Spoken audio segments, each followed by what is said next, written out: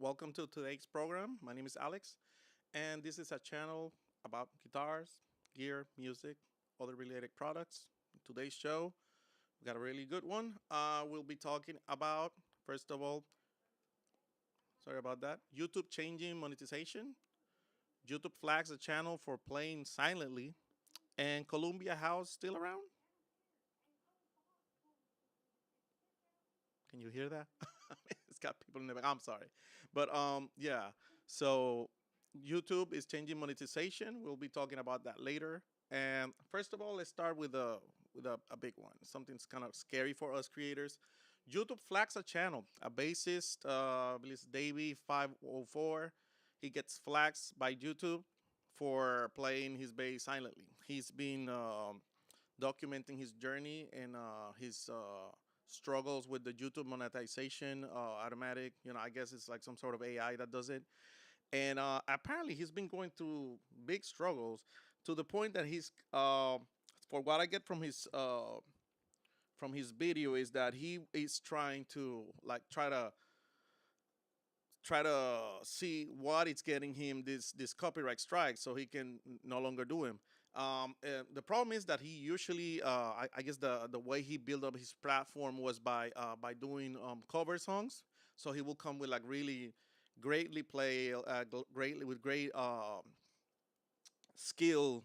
He will come up with these bass iterations of them, and right now they're getting copyrighted. They're getting flagged. So he tried to do it silently and still getting copyrighted. So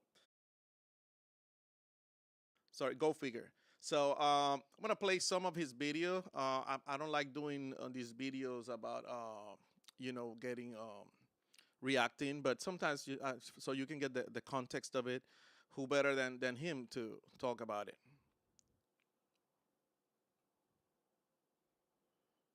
Okay.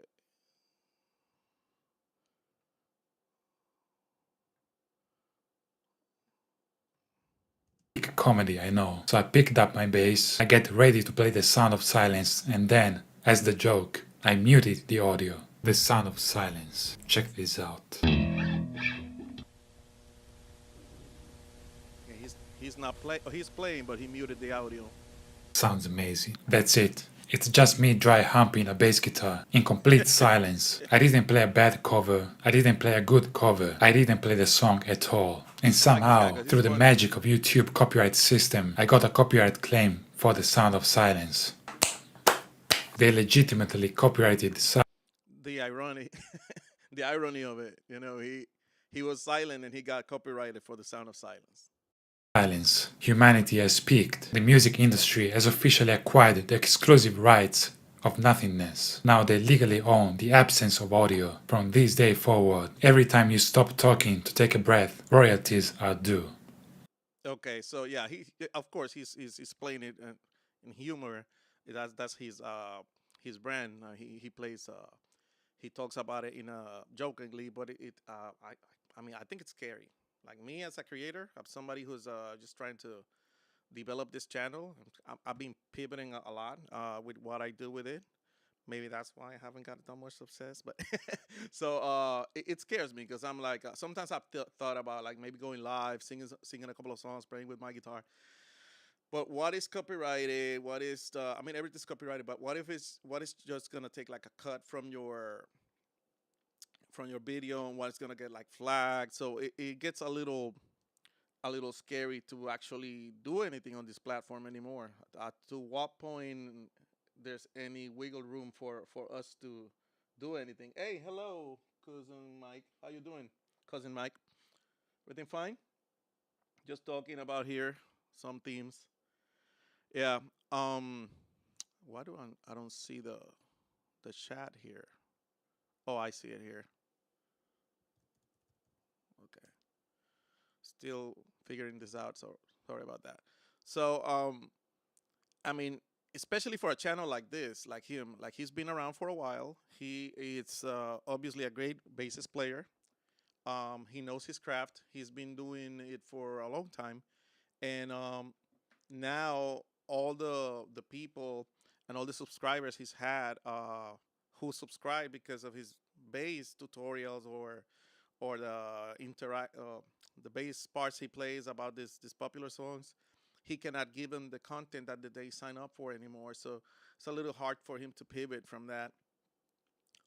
Also, and I went through a similar experience. Mine was a little, it was something dumb that I did that I've seen a lot of people doing, and I thought it wasn't wrong. But yeah, I got flagged too, and my channel dipped a lot. So once you get these strikes and these copyright claims, they really damage your channel. Like it could be life or death for your channel.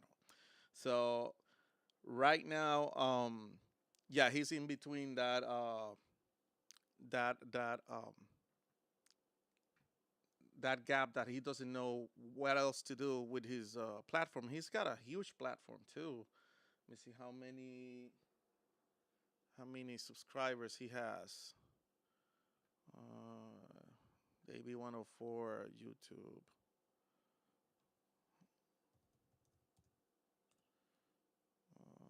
Hope it doesn't go automatically into sound. Davey 504. I'm sorry, I said 104. So he has 30 million subscribers. Wow, gotta show you this. Let's go to his channel. And it's muted already. Okay, so you see there, he's got 30 million subscribers, which is just crazy. And to go from that, from having 30 million subscribers, and now getting all these flags and all these, you see, 13 years ago, 10 years ago, this video. You see, what is to become of this channel? And obviously, when he started this channel, this wasn't an issue of, or else he wouldn't be doing this video so long. And he built up his platform, and now he's, I can only imagine how upset that will make him. Later in the video, he explains that. Later in the video, he explains that also there's something in his content from like previous years. I don't know how long ago. Excuse me. I don't know how long ago his content was, but actually he got a copyright claim or a strike from a really old video that he just can't get. It's difficult to keep track of what's now something that is flagged by the YouTube algorithm and what it isn't, because people like him that's been doing it so long, they have many videos, and the rules are not the same as they were before. This keep changing all the time. It's not clear, uh, and you can get flagged from a very old video, which I think is dumb. I mean, it's legacy videos now. Why are you getting flagged for that? Let's see if I find it here, because he talks about it.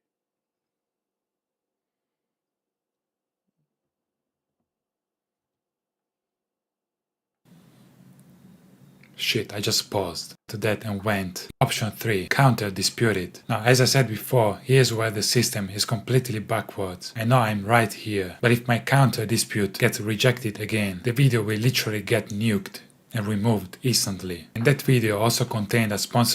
So that means that if he makes a claim, instead of getting like the strike or like the revenue divided into somebody else, now his video is going to be taken down completely, which is kind of backwards, because then nobody will be doing any claims at all, because it usually is an automatic system. I don't think there's a human being that actually interacts with this content at all.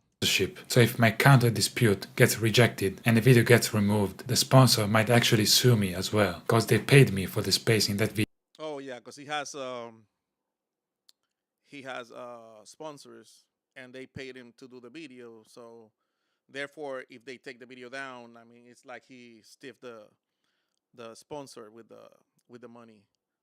There's a part over here he talks about.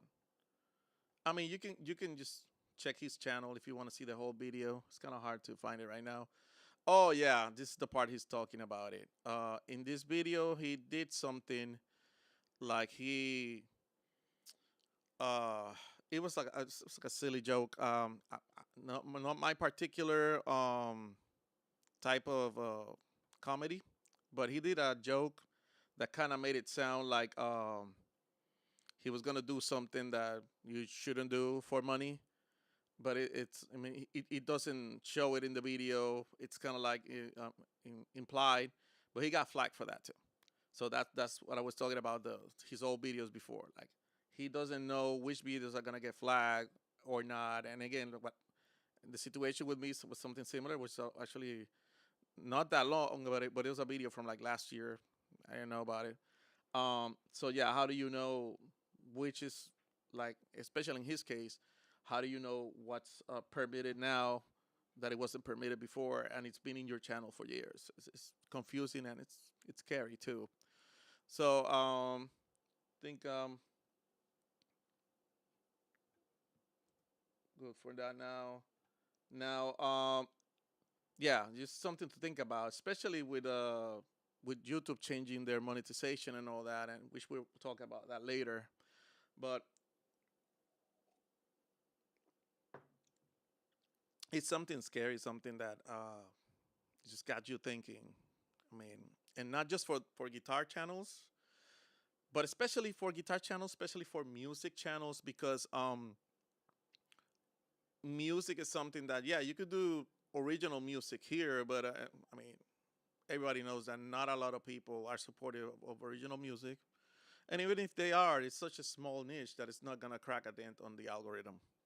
So you gotta do songs that are popular. You gotta do covers, everything within the guidelines. But the guidelines, they move the goalpost so much that, what's the guidelines? What do you follow? I mean, it's hard. So last week I was feeling kind of ill, but like the weeks before, I was doing some lives that were impromptu, not part of this show, and I was trying to go over some sounds or creating some presets, and I did a couple of them with my HX Stomp, and I was trying to get as close of a breakup sound with the HX Stomp as possible. I came up with this one. I did it live. I call it YouTube Breakup. I wanna play you a couple of notes, a little bit, just so you can take a listen.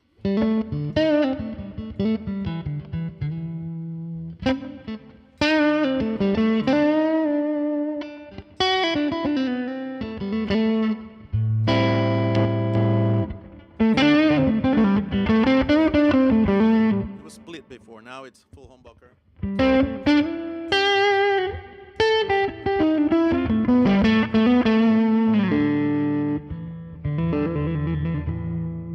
See if I can put a track here.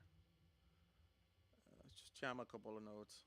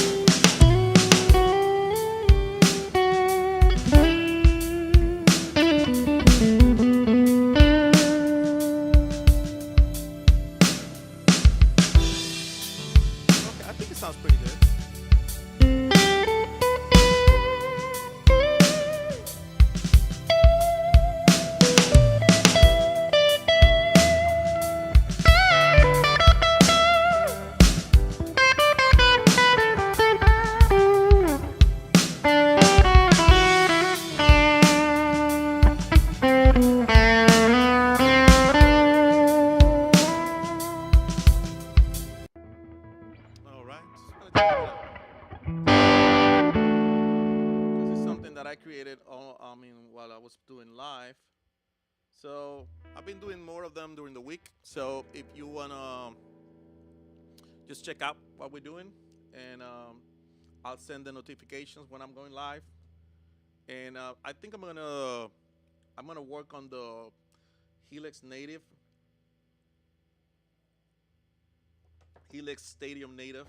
I have the free version, and I did a live talking about the features and some of the sounds that are included with it. But it was something wrong with my sound, and it wasn't that good. So I want to do it again.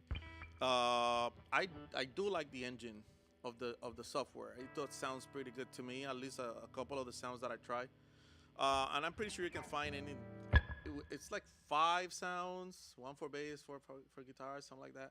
And I'm pretty sure you can find something you like with it, and it's free. So yeah. So this is the bridge. Of course, I'm not playing with a pick right now. I don't know where I put it.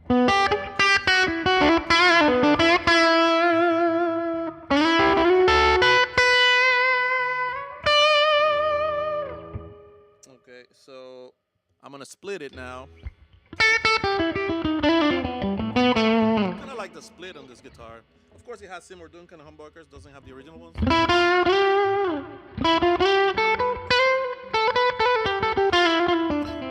Sorry. The problem with split pickups is that it looks body, but you can make it up with like maybe like a little bit of EQ or a compressor. Give it a little fatness. Let's go in the middle. Oh, by the way, the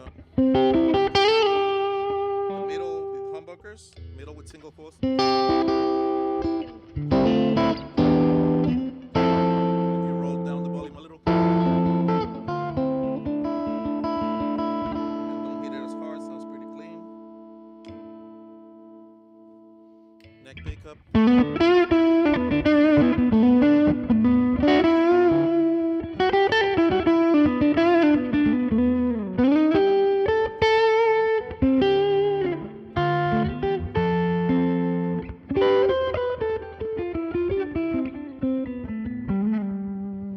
And neck pickup with a single coil. I mean, split coil.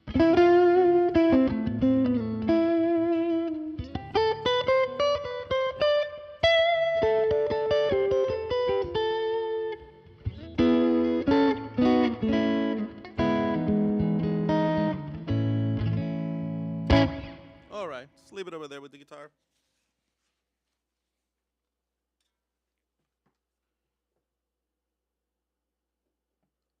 Okay.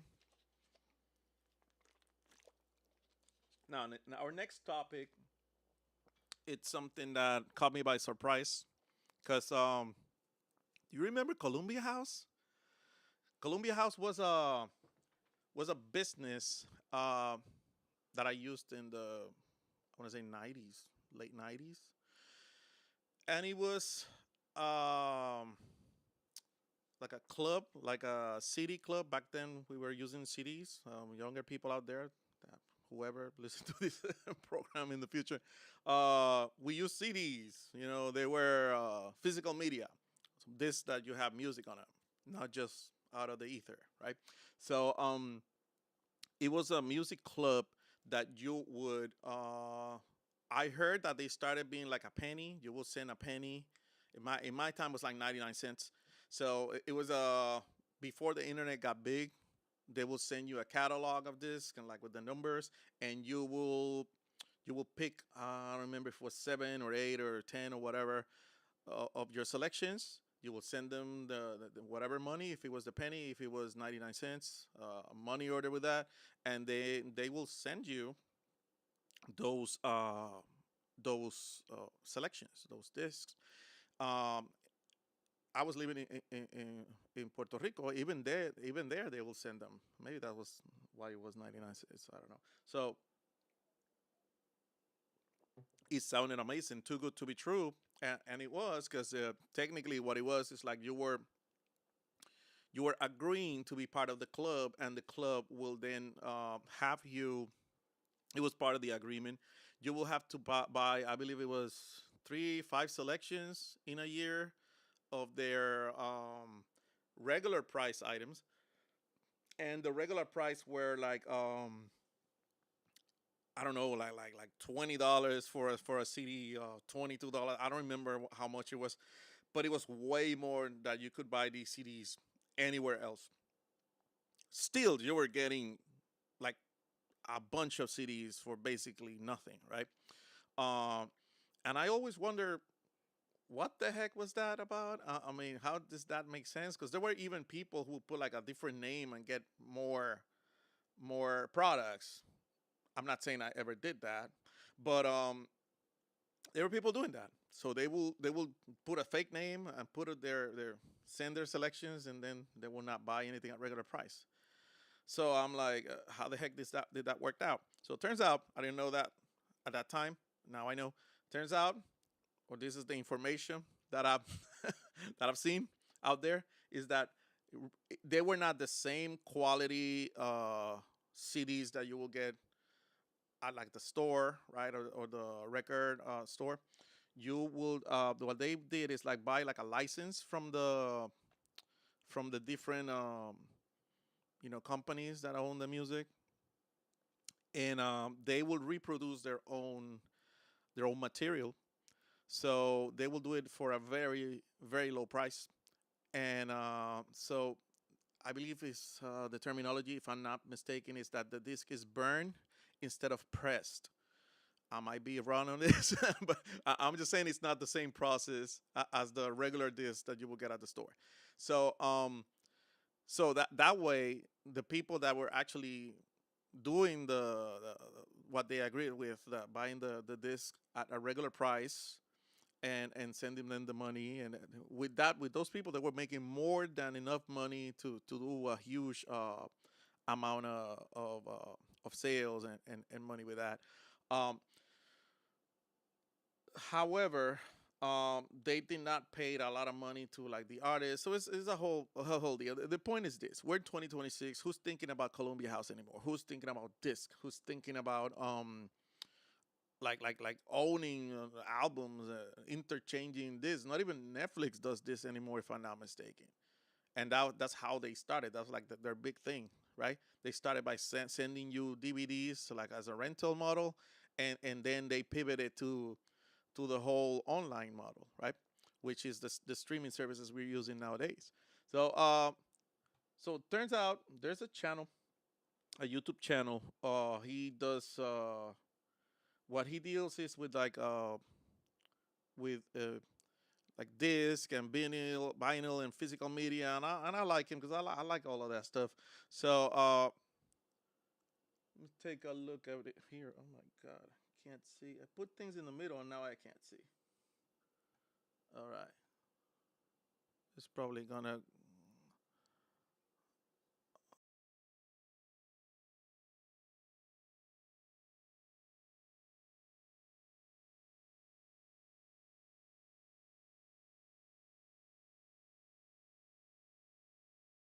Okay. So sorry about that, but now I got the guy here who's talking about it. I want to say his name. Give him a shout out. Not that he needs to. Got way more subscribers than I do, but hey, we gotta give credit to where it's due, right? So his name is Channel 33 RPM, and he's gonna talk about Columbia House. Just give him a shout out. Check his channel. Also, I believe I saw this video and I was like, "Oh, is Columbia House still around? What the heck?" And he's talking about Columbia House actually closing down business on September. Uh, so it was like closing down business. I mean, aren't they out? And then I saw a video from him too, saying like, "Hey, I said it was gonna close down, but they're actually not gonna close down. Like they got revitalized and whatever." I can swear I saw that video. What happened? And I was looking for it and I couldn't find it. So I don't know if it is that he thought they were not gonna go under, but they are. So he eliminated that video. I don't know what's up, but I'm gonna let him roll for a little bit. But just check out his video. alone. Most of us remember Columbia House as the music juggernaut of the 70s, 80s, and 90s. But after filing for Chapter 11 bankruptcy back in 2015, the brand was acquired by Edge Line Ventures and Okay, yeah. So it's called Columbia House is shutting down after 71 years. Oh my God, what did they do before that? So end of an era. music club portion died years ago. The death of the Columbia House name still feels like a loss, particularly for us Gen Xers who grew up watching those commercials. Actually, it goes far beyond Gen X. Okay, yeah, I don't want to play. I just don't want to like just play his video here. Let's take a look at let's take a look at Columbia House website right now. See what's up with it. Okay, so Columbia House. That's the website. Okay, so instead of CDs, they are now doing DVDs, or at least until September 15, I believe is when they close. So you'll get your two DVDs for only $9.95 each, which is a depends on the movie, a fair price. You can get better deals. I mean, I can point you to my Amazon affiliate links. You can probably get better deals than that. I guess it depends on the movie. Like not all movies are on sale. I look for a lot of sales. Also, I look for some used media, and it depends on the condition. You can get a good deal. But you get the first two DVDs for only $9.95, and how about later? How about later? It didn't even give me the whole. Okay, so I don't know what their deal is now. I suppose later you'll have to buy them DVDs for like a much higher price, and maybe that's why they're going on there. People are not buying physical media as much, and if you're gonna charge them an arm and a leg, I mean, you're not gonna do business. It's just not gonna work out. I mean, come on. So let me see. Okay, so all right, so they're doing DVDs now instead of CDs. Okay, I don't see a lot of selections here, but these are the new upcoming releases. Nothing. Oh my God, it's a very small selection. Wow. Okay, I guess they have a couple of licenses with some studios, but they're not renewing it because they will close down. It makes sense. All right, all right. So there's the article here by NPR. I'll read some of it. It says an iconic mail order music and video company is shutting down by Christopher Intagliata. Okay. Uh, a long-time mail order business has announced it will take its final orders next month. Columbia House. I mean, do you want us to do orders with a company that's about to close down? Might as well just close it. Unless they go out with a bang, like a big sale, everything like great prices, and you can just help them out with their stock. Columbia House sent generations of music lovers running to check their mailbox. It promoted mail order deals that sounded almost too good to be true, as you can hear it in this TV ad. And we don't have it there, but you can probably see it on YouTube. Uh, so, any 12 records or tapes, 1 penny. Wow. Or any 6 compact discs for $1. That's what I remember, the compact disc. Either way you look at it, it's a small price to pay for one giant chunk of music. All right. So that's just talking about the commercial. So okay, so I mean, shout out to Columbia House for being part of our either childhood or our teenage years. Uh, was good while it lasted, and it lasted way too long, probably. I mean, what gets me sad is like who knows who was working there yet, and you don't want to hear people losing their jobs, which is a really common trend nowadays. Excuse me. It's a really common trend nowadays to be hearing about people losing their jobs, and that's just very sad. Um, And I'm an advocate for physical media. Like I love physical media. I love disc. I still buy CDs. I still buy vinyl. Right now, I got this one, but at Walmart. I'm gonna put it on the affiliate links down below. Um, yeah, and I like owning the stuff that I buy. I don't want to pay for rentals or subscriptions. I mean, there are some that it's okay, but not everything, man. Like back in the day, you will rent from either Blockbuster or the video store or whatever. In my case, it was just local mom and pop video stores. We got Blockbuster way later, almost by the time they were about to close. Um, so you will rent them, and you knew what they were doing. You were renting, you wouldn't subscribe to it. Um, I guess closest to subscription is like cable. Sorry, the closest to subscription was cable, and you were okay with it because you knew what you were getting. But when you went to the store and you purchased something that was yours, that wasn't something that was borrowed. Like movies nowadays, anything digital, like music, even stuff that you buy in iTunes, I'm pretty sure they can take that out. Like I bought so much stuff from iTunes when I got my first iPhone that I went crazy. And I go in my list every now and then. I don't see it every day, and I'm pretty sure I have more music than that. Like I can't tell you what's not there, but I know there's stuff there that there's stuff that's not there. I know, like there's something about like their licensing, something. Google Music went out, and I made some couple of purchases in that. Um, Sony with their movies, like eliminating them from the platform. It's just it's just ridiculous. Video games now are going through all that, eliminating physical media because they don't want you to own anything, and it sucks. I mean, so it would have been nice to think that somebody out there is supporting this, something like a Columbia House. But anyways, let's go for our main event, which is YouTube is changing their monetization.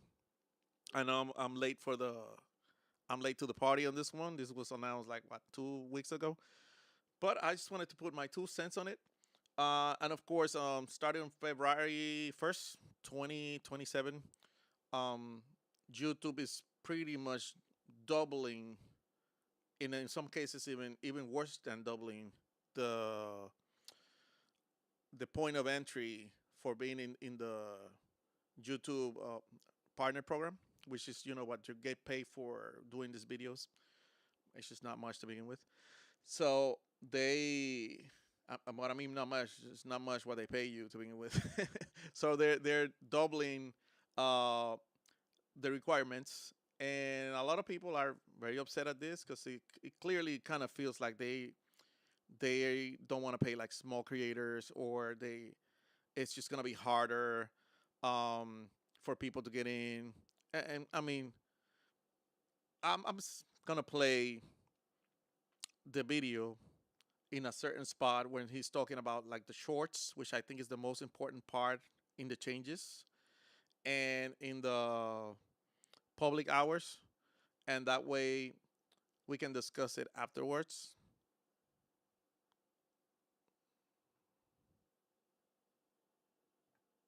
Next, YouTube is updating how Shorts revenue is distributed. If you are already earning significant revenue from Shorts, you probably won't notice an impact from these changes. If they're changing it, how I mean, Starting February 1, 2027, how are you not gonna see the change? When he means significantly, what is significant? Because I heard a lot of YouTubers that are like known, that have been doing this for a long time, and they say that they make no money from shorts. Or it's so tiny the amount of money they made in shorts that it's just not worth it. Um. Anyway, creators will need to maintain a baseline of 10 million qualified short views over the trailing 90 days to participate in Shorts ads and premium revenue sharing. okay. Let me see if I hear that right. You gotta maintain 10 million views to actually get paid. If not, you don't get paid at all. And yeah, of course, I've heard this before. It's not the first time I hear it. I just want to make sure, because I thought that to get in now you need 20 million views in 90 days, and then you got to maintain the 20 million views in 3 months or 90 days to get paid. So I guess it's 10 million that you got to maintain. You gotta get 20 million to get in the program, and then you got to maintain 10 million. Let's see if that's a baseline of 10 million qualified short views over the trailing 90 days to participate in Shorts ads. Million qualified short views over starting February 1, 2027, creators will need to maintain a baseline of 10 million qualified short views over the trailing 90 days to participate in Shorts ads and premium revenue sharing. okay. So yeah, so you need to maintain the 10 million views in 90 days. And as somebody who has somewhat of minimalistic, not minimalistic, but minimal amount of success with that, with Shorts at some point, I'm telling you, that's not easy to do. Maintaining 10 million in 90 days is not easy. It's like he makes it sound like if you're doing good with Shorts, won't be a problem to you. Yeah, actually it is. Because, okay, let's say you're in the program already. You don't get, you're going to get kicked out of the program because they're changing the goalpost. But you got to maintain 10 million in 3 months. That means that if you do 9.9 million in 90 days, you don't get paid for the ad revenue of those shorts. I mean, again, no easy task. Like I had 90 days that I did that because I was like running like hot, but then I didn't, and I'm not right now. I was way off. So that means you are not gonna get paid for your shorts. It's pretty much what it is. And shorts don't even pay that much. You gotta do like millions and millions to get paid anything significant. Like in a month you can make like I don't know, $200, $100 and something dollars. I think I've done $200 consistent for a couple of months. But again, if you see my channel, see how many shorts I got in there. It's like inundated with shorts, and they don't make that much money. I did make more than that in a couple of months. Again, when I was doing those numbers, and yeah, it wasn't still that much money to be honest. And you'll be like, I don't know, I don't know what percentage of YouTubers that actually achieve that. So it's not easy to do. And as you can see here, it says under 10 million, you don't even get paid. So at the end of the day, I'll see a lot of people, even me, that I do shorts daily, maybe just not doing shorts anymore because it's not worth it. Like, why go through all the trouble and then like, because here's the thing with me, I'm a bad loser. I don't like losing. So if I see that I'm putting all this work and I'm not getting anything in return, like I'm just not gonna do it. Even if it's like even if it's something, if I get paid, even if it's a little, at least I can see that it's okay, it's fair because you are getting your cut, I'm getting my cut. But if you're getting all the cut and you're just like telling me you're not gonna make any money at all, YouTube is making all this money that you are not gonna make any, I don't see that as fair. So that's the part that I'm like mostly concerned about. And I heard a lot of discussions about like YouTube trying to get rid of the AI. It's like, what are you talking about? YouTube even did an app that you could do AI creations with it. How are they trying to get rid of AI now? They give you tools to use AI all the time. They have AI all over the damn place. How are they not? How are they trying to get rid of AI? Like, that's not what's happening. I know that they might be trying to slim down on the people who are like content farming AI like that. But I mean, when you do that, unfortunately, you're gonna in that net, you're gonna carry a lot of people that are legit too. I've seen that a lot of channels that are channels about like animation, they're getting caught in that web. They're getting their channels flagged. They're getting the channel striked. And it's just, I mean, I don't know. I wish they did that something better if that's what they're trying to do. Uh, let's play the rest of the clip, and see his explanation so we can go over it. Channel dips below that 10 million baseline, it absolutely will not be dropped from YPP, and its long-form monetization, ads, and premium will stay completely active. But to better, more meaningfully support channels under that 10 million baseline, YouTube is launching new targeted incentive programs. Okay, so you will not get kicked out of the YouTube partner program, but you will lose your revenue from shorts. And they're saying so that you don't get discouraged of doing the shorts, they will look for some ways of you making money, and they have them exactly. Thank you, Jill Peacock. There's a lot of people in anime who's doing um, content which is animated, and it's mostly for adults. So I believe what's happening is that YouTube flags the channel because they say, oh, because it's animation, it's supposed to be for children, and this has mature content on it, or not mature content, nothing illegal or whatever. Sorry, excuse me.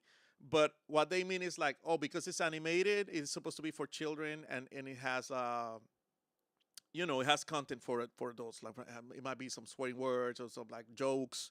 It's mostly like adult jokes. So they're flagging them for that.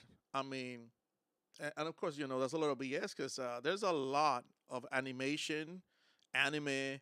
Uh, I mean, remember Robot Chicken? That wasn't for children. There's a lot of content out there that's animated, and it's not made for children. It's made for adults.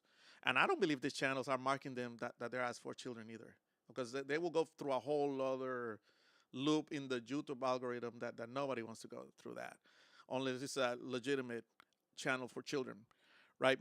So on the partner program, you will not get kicked out of the partner program if you go under your 10 million views in 90 days, which again, I'm telling you, it's not easy.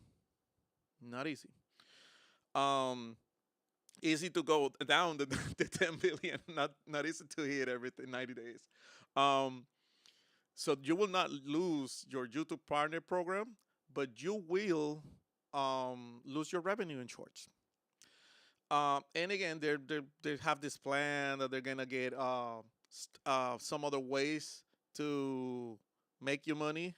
Hey, Jill, they should take suggestions from what viewers are interested in, definitely, or like to see on YouTube. We all use it for different things. Absolutely. I mean, there's YouTube is basically a universe. I mean, why don't you do on YouTube? Like, it's not like Twitch. I know there's more stuff in Twitch, but Twitch was more catered to like video gamers, right? To watch streams. Like, I never understood like watching people play, even though I have streamed. I mean, I never understood the whole I'm watching somebody play until I did it, honestly, because then I was like playing Rocket League in a different channel, and I had a couple of people like join me, and it was like a hangout. I get it now, but yeah, like Twitch, it's catered more to gamers. And again, there's other stuff in there that's not gaming, but you hear Twitch, you think gamers, right? And you hear TikTok, I don't know, casual viewers, that type of stuff, gossip, memes. But when you hear YouTube, YouTube is YouTube. It's like everything. I mean, it's tutorials. It's a search engine for looking for information. Maybe you want to hear an audiobook. Maybe you want to listen to some guy talking like me right now. You can have musicians. You can listen to music just by watching the videos. YouTube is a universe, so they should listen to what we want YouTube for. They are one of the things they're doing right now. They're YouTube is becoming television. So they are doing a lot of like they're trying to get like the mainstream, even though more people watch YouTube than TV. They're trying to be TV right now, pretty much is what it is. So it's kind of changing from what it used to be to pretty much what cable is. I mean, nobody watches cable anymore. That should tell you something. Okay. I really hate how they plan and add over you and you're talking, but we can't hear you. We're missing our shows. I just turned it off. There's too many ads. Now they pull this crap. They just did this to you. Oh yeah, I mean that happens. I mean, unfortunately, the ads are kind of like the necessary evil. Like I get paid. tiny little bit for any ad, but it's not much either. But I totally understand. It's too many of them. Too many of them. Like it's annoying. I remember when they started doing this, it was like annoying, but it was like a couple of seconds that you could skip, and now it's sometimes like a minute, like a whole freaking minute to watch an ad. That's too much. Yeah, definitely. Yeah, TV. People got tired of TV because the same thing. Like, um, you know how they're doing ads on Netflix and Amazon Prime and all that, and even YouTube, and we say, "Oh man, this is terrible. It's horrible. It's worse than what TV used to be." And not really, man. If I tried watching a couple of shows like wrestling shows, because I started watching wrestling again like last year, and oh my god, like oh my God. Yeah, definitely. Yeah, I don't have that many viewers to begin with. When I will lose the couple of ones that I will have if this keeps going on, you know. Um, so um, so you watch TV and there's just so many commercials that it's unwatchable. Like you gotta put TV on and you gotta be doing something else while you watch TV if you really want to watch a show because and at the end of the day you're not paying attention to it, right? Because there's so much commercials on it that you gotta put it on while you cook or something. Because it's just I don't know, it's unbearable. Like honestly. And by the way, that's how Netflix are doing stuff right now. They're doing the shows. I heard some artists say that. I'm sorry. I heard some artists say that they actually when they write these shows, they write them down as like a secondary viewership, or I don't know the terminology, but they're like you're doing something else, and Netflix is there. So therefore, they every now and then they'll tell you, yeah, they're longer and longer. 5 ads, Jesus Christ, that's way too much, and that's not even me. Like I can trigger one, but I'm not doing it because I know it's already bad.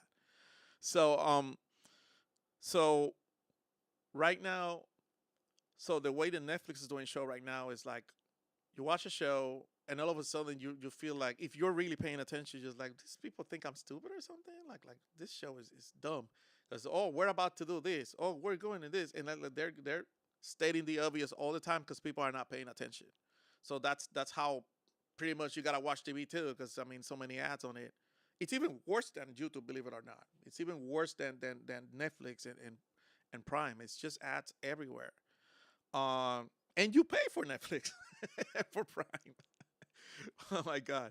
So yeah, I've even considered because I use YouTube a lot, like way too much probably, and I've considered like just doing the YouTube premium thing. But I don't know. I'll think about it because I got a couple accounts, and the one that I use for streaming is not the same I use for like my house. I have movies and stuff, so I don't know. I'll think about it. If they keep paying me my or they start paying me back my short commissions, I'll do. But if they stop, nah. So yeah, that's kind of how it feels. Like they will come up with new ways of pay you for your work instead of paying you the way they're paying you now because they're taking that away. Because again, those 10 million views in 90 days, that's very hard to do. Smaller and growing channels will have new ways to earn based on community milestones. This includes things like YouTube shopping bonuses, targeted incentives for brand deals, earnings boosts for participating in and starting cultural trends. And YouTube will be sharing the exact opt-in criteria for these new programs soon. That's Shorts revenue sharing. What is cultural trends? Is it my English? What are cultural trends? I mean, I have an idea, but what is it in the context of YouTube? Cultural trends. Now, all of those points he said before, you already have that option when you're in the partner program. You can make money, like let's say if you guys super chat or whatever, but which I'm not asking for, nor have I ever got any.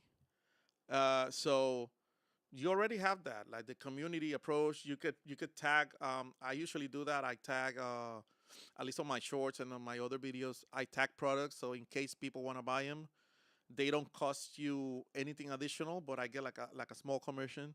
You already have that, and I don't make that many sales. Like if I make like $10 a month for that, it's a lot. I think I made like $30 in a month for that, which again anything helps. But the thing is that you already have that, unless so they're saying we're taking this from you, this revenue that you're doing in your shorts, if you don't keep doing the 10 million, which is kind of, they want you to content farm, just be on the ball, right? Which I'm familiar with that concept because I used to be in sales. And when you're in sales, they change your commission structure pretty much monthly. They just don't change it that much. It's similar every month.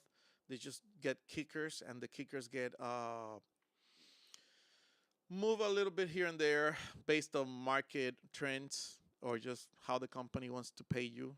You know, they're just playing you to see how they can pay you less. That's the way I always thought about it.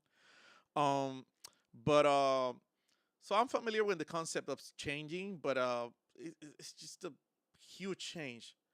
To their to their point, they are giving you a couple of months heads up.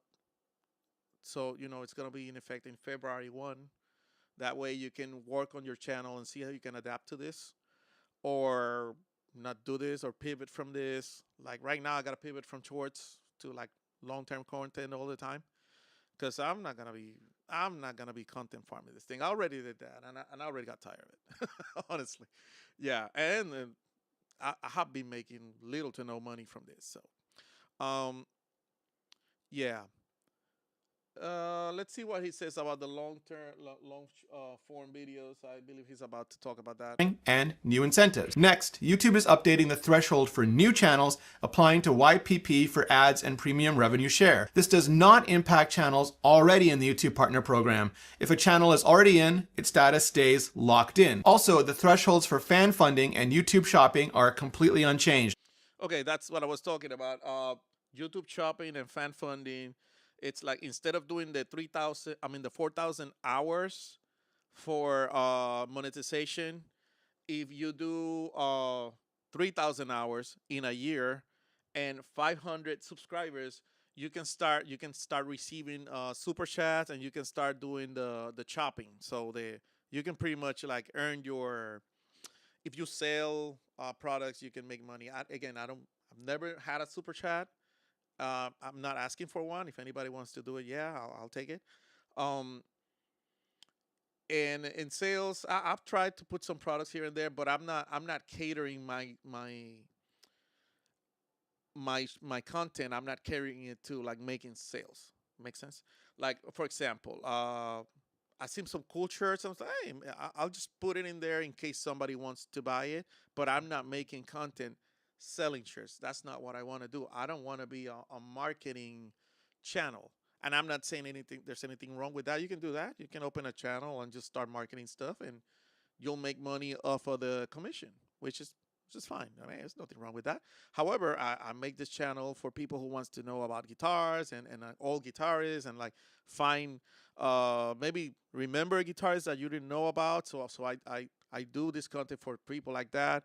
I also throw in some of my guitar playing in there every now and then. So I don't want to just make commercials on this channel, right? Again, I actually just got an idea. Make a channel about marketing. Yeah, that's great. But this channel right here, the one that I got monetized, I I'm not gonna be making commercials just to make sure sales. You know, that's not what I want to do.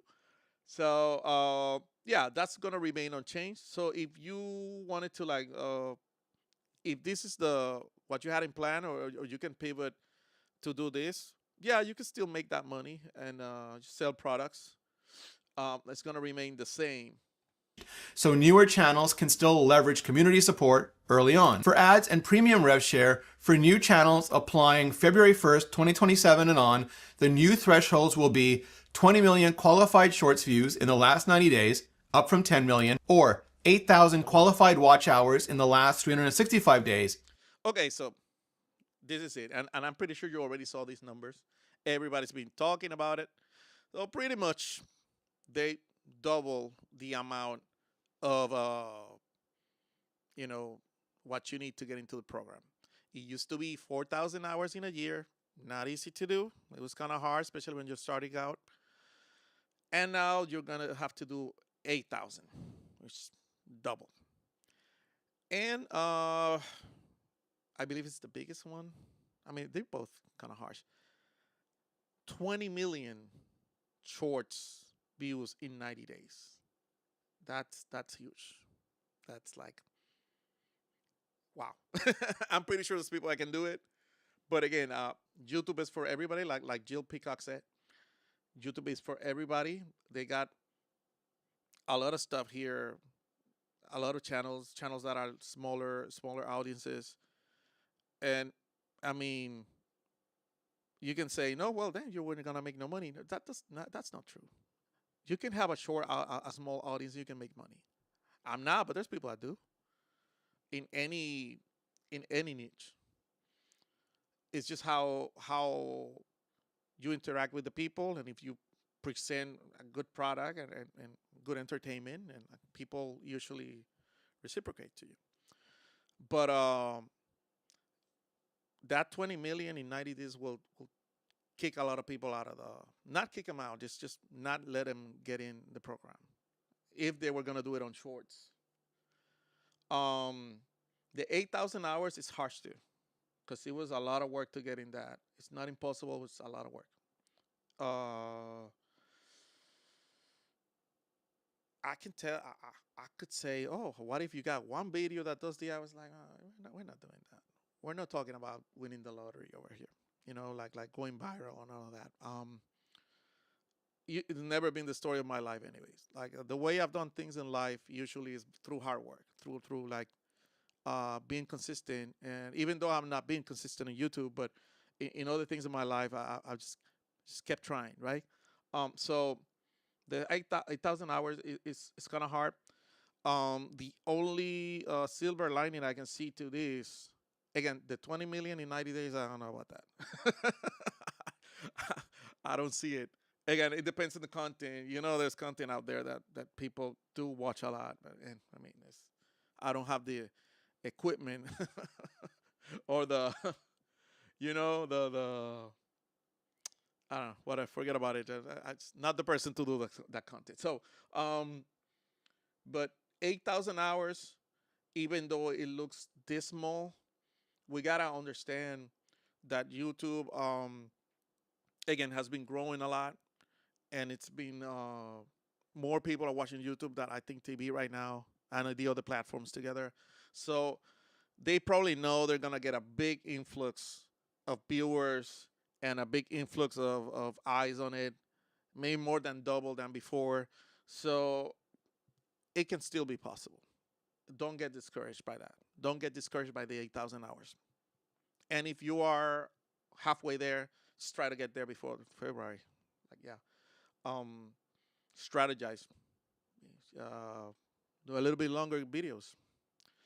I mean, I hate to say that because you don't want to make videos long just for the sake of being long. You got to respect people's time. But just got to strategize a little bit. I mean, they want people on the platform, and they want to have people that make content that kind of keep these eyes on the platform. And they are very aware of their growth and how much people are watching it. So they see this as possible. And only time will tell, but I think that it's still you can still make it. You got to take it very serious, and of course it's gonna be harder to get in there, but it's still possible. The 20 million in 90 days, I don't know about that. Yeah, I don't know about that. However, and somebody can correct me if I'm wrong. If you get into the YouTube Partner Program with the hours, this is the way I'm thinking. With the 8,000 hours, you'll be in the YouTube Partner Program automatically. And now you'll need to maintain 10 million in 90 days to get revenue. I might be wrong, but this is what I'm understanding out of this. So you get in with the 8,000 hours. No easy feat, but I think it's possible. You get in with the 8,000 hours. And then you maintain, if you plan on doing shorts or making any revenue with it, you get good at it or whatever, you can maintain 10 millions in 3 months. Not that easy, easier said than done, but if you can, you will get paid for it. So it's the 20 million is just to get in. Again, I might be wrong, but that is what I'm getting from this. But yeah, it kind of sucks. It still sucks. We don't like change. we like things to stay the same, especially when we already know how to work with them and how to probably deal with the system, and then we get a curveball in there and it just throws us all off. Right? Me, for example, I'm still trying to get my groove on this channel, and I'm trying to see what's best. You know, what my audience, the audience that I have, what do they want to watch in the long term content, right? Um, I can tell you a couple of things that have worked for me. Again, I'm not a successful YouTube channel, but I did got monetized. It's just that, and again, everybody can come up with excuses, but it's just stuff that it's my experience. So I can tell you when you, and this, everybody says the same thing, but because it's the truth. When you post consistently, especially the same day, if possible, the same hour, every week, eventually YouTube will give you the opportunity to promote your channel out there, put it on more eyes. Because the way this works is that you upload your video, and YouTube kind of like gives it a little try between some people. And if they see that people are engaged, they might promote your video to more people to watch, right? They might put your video out there in more TV sets and more phones. So more people will have access to your video. And if they watch it, they'll continue growing you. They'll give you a kick. They'll give you a push, right? It's like in wrestling, it's called a push. They'll give you a push. They put you not in the main event, but you'll be on mid card, right? So they'll give you that little push, but you gotta be consistent. When I have done this, YouTube has given me the opportunity and put me out there, and I've seen a growth in engagement and I've seen a growth in views, right? However, when I have been inconsistent with this, you automatically get kicked out to the back of the line. They automatically kick you out, and it's very hard to get back in. It's very hard. Like, I mean, the thing is, life happens. Obviously, it's not my full-time job. Like, I have a job, and my job is very inconsistent in its hours. It's very inconsistent in its place, the place that it is. So therefore, and again, there's no excuses. Gotta find a way to make it work. So therefore, it's a lot of changes, and I have not been able to manage it in a way that the YouTube gets their content consistently, and in my channel's hurt for it. Another thing that I can tell you works out is being consistent, not also on your channel, but on your thumbnails. If you change the style of your thumbnails too much, people kind of like, it's like they have your thumbnail, right? And your thumbnail looks a certain way. But if your thumbnail now looks like AI slop or like something weird, it's like they don't even realize it's your channel anymore, right? It's like they're just thinking, I mean, there's no familiarity with you, so therefore they don't click on your videos on your channel, right? For example, so you see these thumbnails right here. I like these ones. I like these ones like this with the big letters and colors. But when it goes to like when I started using like AI or whatever, so it's too different, right? And people don't like that. People like them to be all that they be able to, that you have a style, kind of like a style for your channel, right?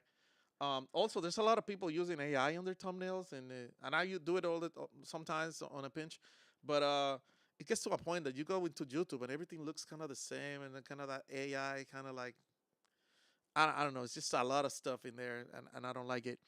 At least me personally, like even people that are old on YouTube are doing this, and they were great at their thumbnails. I don't know why they pivoted from that. Maybe they you know, it's because it's less work. They don't want to do the work anymore, or they had somebody who were paid for that, and they don't want to pay anymore. They should, because it doesn't look good.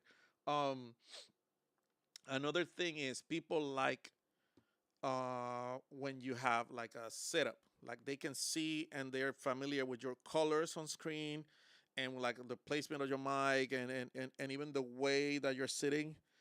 People love that. I love that in the videos that I watch. And in my channel, it's kind of inconsistent because I move a lot, and I gotta move my equipment, and I gotta um, rearrange everything all the time. So that doesn't help my channel, but it might help yours. So just think about it. The people that you watch, don't you like when they're like in the same setup or whatever? Unless it's a travel channel, right? Um, so that's another thing. And I just want to escape me. I just thought about it. Yeah. Another thing that another thing that has the kind of like threw my channel off is that when I did this channel, I did it mostly to like learn how to do things. Like I wanted to learn how to use OBS. I wanted to use more of my editing skills that were super rusty, and they still are. And I've been kind of like using it to test these different approaches, and I haven't picked one. So that's not good for your channel. So if you pick one, if you're good at it, if it's working, then you got to stick to that one. You just do the one that brings you the best result, and let people get used to it, right? Like even to the point like the microphone placing and all that. If they're used to a certain sound or a certain quality. I mean, there's people. Don't get me wrong. There's people that are making videos just by putting their phone and talking to it, and if you're familiar with that, it's fine. It's what you're expecting. But when you hear a channel that sounds really good, and then all of a sudden it's like a lot of noise or whatever, like you're like, I don't want to hear this video. So you take it out, right? You click out of the video. So again, I pretty much just told you what not to do instead of what to do.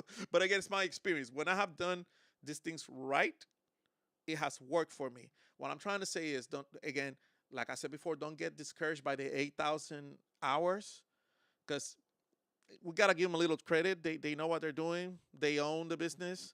And if they thought that this was going to kill their platform, they won't do it. Yeah, they're getting more people, more celebrities in, and it's more. We're competing here with people who are celebrities, with people who are like big business, with people who are like all creators, and people who come from other platforms with already a big following, right? But and of course they know that, but I think they know like creators, small creators, is a big chunk of their business, and they don't wanna mess with that. They just gotta, you know, move the goalposts a little bit. In this case, they moved it too much. I think. What, 6,000 hours? 5, 8,000 is like the double. It is what it is. But yeah, don't get discouraged. I think it's doable. The 20 million, it might be doable to depending on the content that you do. I don't see it as something that's so achievable. I did even the 10 million before. I didn't got monetized for the 10 million. I got monetized for the 4,000 hours. The 10 million, I was able to achieve it after I was monetized. YouTube was kind of like giving me the break, giving me the chance, and was moving my content. But I never, and I don't remember ever doing 20 million in 90 days. Yeah, so yeah, that's a hard one. But again, that's my 2 cents for now, and that's my mark in there, my note. And yeah, just thank you for listening to the stream. If you're listening to it later, please check out my other videos. And if you find any value on this content, and you would like to share and leave a like and subscribe, it'll be appreciated. Check out the tag products and the affiliate links. Thank you. Have a great rest of your weekend.